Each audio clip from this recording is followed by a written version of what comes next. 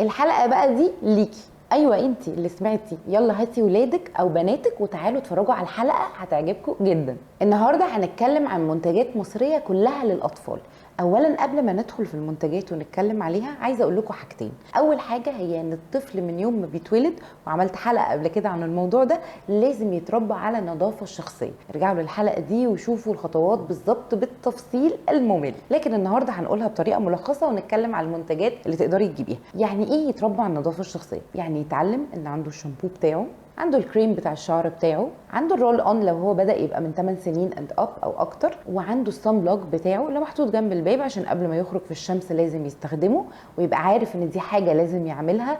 وكمان يكون عنده كل حاجه بيستخدمها زي فرشه شعره، فرشه اسنانه، الحاجات الخاصه بيه كلها، ويكون مهتم بيها جدا. حتى لو انتم مسافرين بيحضرها زي ما بنحضر له لبسه. ولو انت ام بقى البنات، عايزه اقول لك ان تفاصيلك هتكون اكتر شويه. شعري كيرلي، شعري ليس، عايزه اعمل شعري ازاي النهارده، شكلي حلو يا مامي، هتدلعيها شويه حبتين. ولو ان انا دايما بدافع عن فكره ان الولد من حقه برضه يهتم بنفسه، ومن حقه ان هو عادي لو هو شعره كيرلي يروح للحلاق اللي بيحب يروح له يظبط شعره كيرلي زي ما هو عايز، يستخدم الكريم بتاعه. مش عيب ابدا انه يستخدم الحاجات اللي هي المفروض تكون بتقولوا عليها للبنات، بس هي للاتنين على فكره. طيب يلا ندهتوا ولادكم بقى وبناتكم عشان نشوف الحلقه سوا.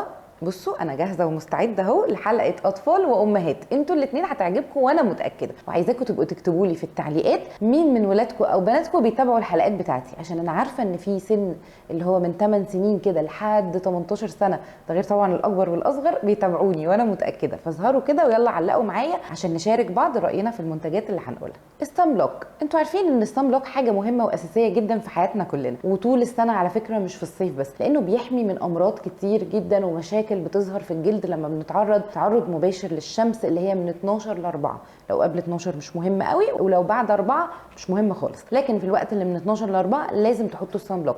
فيا سلام بقى لو الصن بلوك ده فور كيدز او للاطفال، فدي حاجه هايله. ويا سلام لو هو سوبر كيدز، من اكتر البراندز المقربه لقلبي. الرول اون، هتقولوا لي هو احنا بجد نستخدم رول اون؟ يعني ايه رول اون؟ الرول اون ده لبابانا ومامتنا. لا يا حبايبي، لازم تستخدموا رول اون، ولازم تقولي لاولادك استخدموا رول اون. بس طبعا هتخافي عليهم من الكيميكالز او الكيميائيات الكتير، فهتجيبي حاجه طبيعيه ومخصصه للاطفال، بس يكونوا 8 سنين او اكتر. وطبعا لازم يستخدموه بعد الشاور، ولازم يكون من مواد طبيعيه زي ما قلنا، ولو براند سوبر كيدز يبقى تمام جدا. وعايزه اقول لكم انه في اطفال ممكن تكون اصغر شويه وهنحتاج نستخدم لها. طبعا ده بيرجع لقرار الام انها بتلاحظ ان بيطلع لهم ريحه عرق بدري شويه عن المعتاد. والثمان سنين والاكتر، خصوصا اللي بيروحوا تمارين وبيومهم بيكون طويل، هتلاقوا ان هم ممكن يطلع لهم ريحه عرق.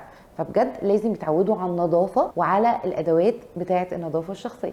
الشامبو بقى، تعالوا اقول لكم على شامبو بندولين، من الحاجات اللي بعشقها. من اول كده اعلان نزل ليه بتاع الفنانه مي كساب، استحمى حمى حمى طبعا كلنا هنفتكره على طول، وكل البيبيهات عندنا تقول حمى حمى وبتحب الحموم قوي. طيب لما بيكبروا بيبداوا شويه يغلسوا، هو انا لازم استحمى كل يوم؟ اه يا حبيبي لازم تستحمى كل يوم، اه يا حبيبتي لازم تستحمي كل يوم، ده ساعات كمان مرتين في اليوم.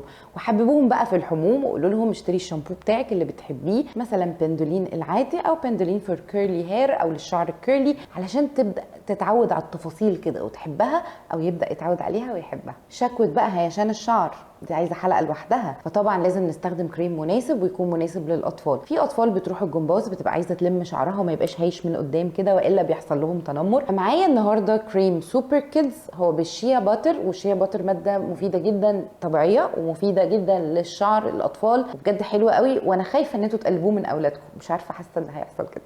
واخر حاجه بتجيلي طول الوقت في الرسائل والتعليقات، وبتجيلي كمان بقابلها مع الكلاينتس اللي بيجولي العياده، فكره انه البنات بيحصل لهم تساقط شعر في سن صغير، وده بيكون نتيجه توتر جامد اتعرضوا له، او حتى عايزه تطول شعر بنتها من غير لا توتر ولا قلق ولا تساقط. فبيكون البرودكت ده حلو جدا، هو سوبر كيد سبراي بالروزميري. برضو انا شاكه ان انتوا هتقلبوه من بناتكم، بس هو حلو جدا جدا جدا، ومتاكده ان انتوا هتتخانقوا عليه وتبقوا عايزين تستخدموه انتوا وبناتكم، او حتى لو عايزين تحطوا لاولادكم ان شعرهم يبقى حلو. بس هو يمكن للبنات شويه اكتر، بس بجد حلو قوي. وزي ما قلت لكم بالروزميري بيساعد ان الشعر يطول، يقلل التساقط، خطير. ومن سوبر كيدز. عايزاكم بقى تكتبوا لي في التعليقات يا دكتور بنتي عجبتها الحلقه، او يا دكتور ابني عجبه الحلقه، وقولوا لي رايكم في البرودكتس، ايه اللي استخدمتوه، ايه اللي ناويين تستخدموه. هستنى كل ده في التعليقات، ولايك وشير بقى كتير.